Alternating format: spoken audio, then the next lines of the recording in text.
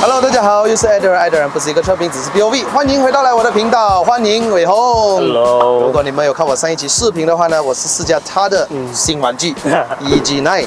来到这里的，废话也不多说，我们就来享受一下 VTEC 的感觉。上个影片已经介绍这辆车了，你们还没去看的话呢，可以点击右上角去看这个影片 ，Enjoy 上山了啊！但是在这个影片还没开始之前的话呢，希望还没订阅我们的朋友们呢，记得按下订阅。那我更新新影片的时候，你们才可以及时收到通知。话不多说 ，Let's go 上车了，等不及了，Let's go！ 这外形是相当高调啊，用上了 Semi Slick Tyre Z221 15寸1955 R15寸，刹车卡钳升级了为 Odyssey 的，还有300mm 的刹车中空碟，然后它是一个 B16A 的引擎，配上 B16B 的 head， 也是有经过 dyno 了的啊，所以 dyno 上来是大概150匹左右不到，大概扭力也是150牛顿米左右啦。Type R 的那种 starter 的声音啊，没有开压缩器，关掉。我们开窗是为了听爆 deck， 还有它的 exhaust 声啊。OK， 锁匙就要拔出来，要不然它会跌出来哈。看这 ，OK， 走。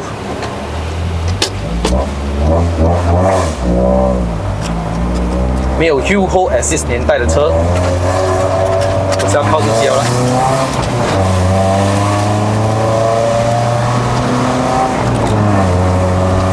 1.6公升自然吸气，4缸引擎啊 ，B16A 的 block，B16B 的 head， 然后变速箱从 S20 升级了 H80， 没错的话呢是 DC2 Type R 的雅翔，然后 Final Drive 为4.785，所以动力也比较爽一点啦，ratio 比较 close 一点，然后它的这个离合器也是原装 Type R 的，是比较偏。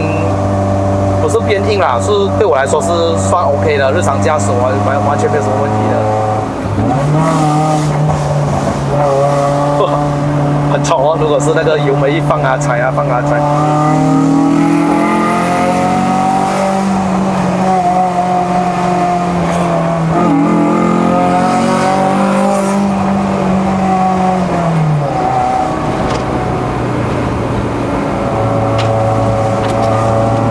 车高调到很多人会去什么让路哦。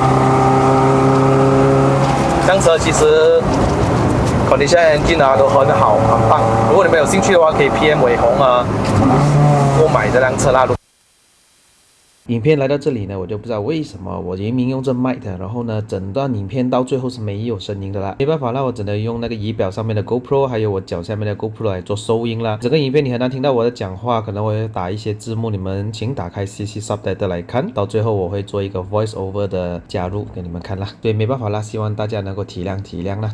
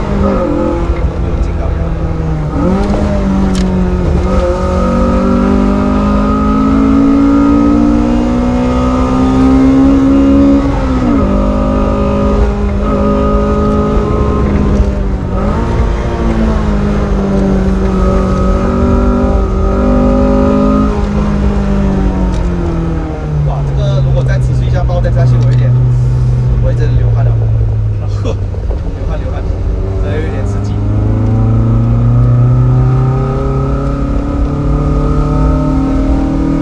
前5转来，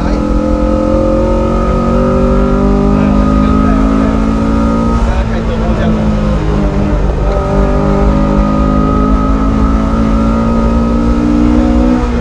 要有高转才有操控。